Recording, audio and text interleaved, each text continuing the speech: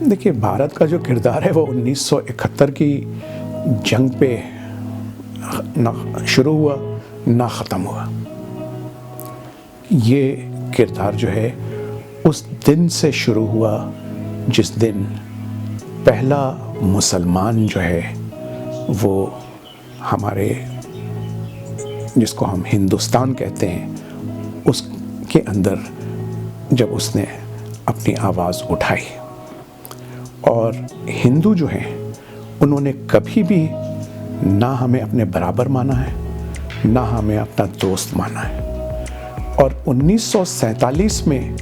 جب قائد اعظم محمد علی جناح نے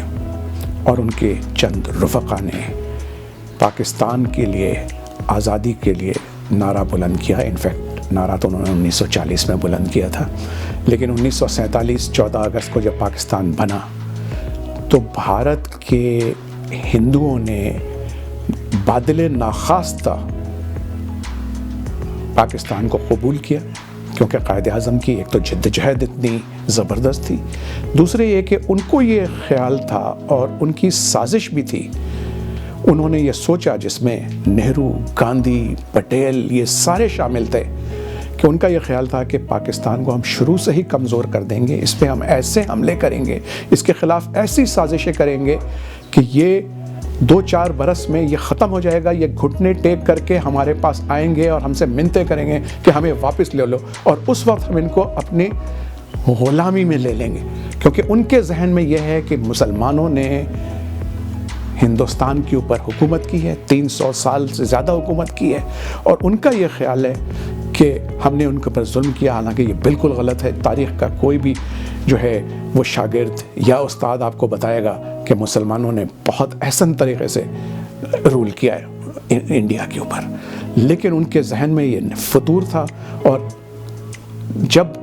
1947 میں پاکستان وجود میں آیا تو انہوں نے پہلے کشمیر کی جنگ شروع کی. کشمیر کو ہم سے چھیننے کی کوشش کی. وہ الگ بات ہے کہ ہمارے مجاہدین اور ہمارے والنٹیئرز گئے اور انہوں نے 1/3 کم از کم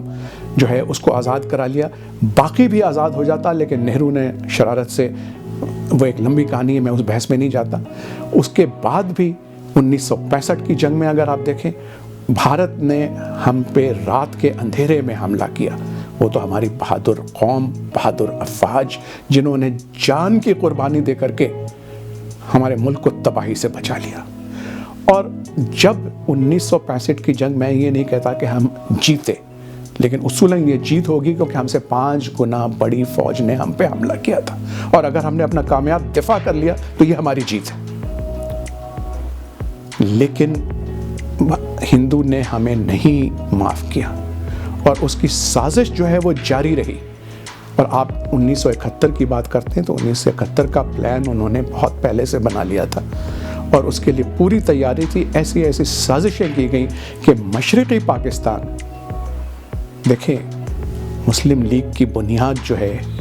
وہ ڈھاکہ کی گلیوں سے شروع ہوئی تھی. مسلم لیگ کے جو بڑے بڑے لیڈرز ہیں، نواب سر سلیم اللہ، حسین شہید سہروردی، فضل حق، یہ سارے بنگالی تھے جن کے سینے میں دھڑکتا تھا وہ خون جو کہ آزادی اور مسلمانوں کے لیے آزادی کے لیے تھا.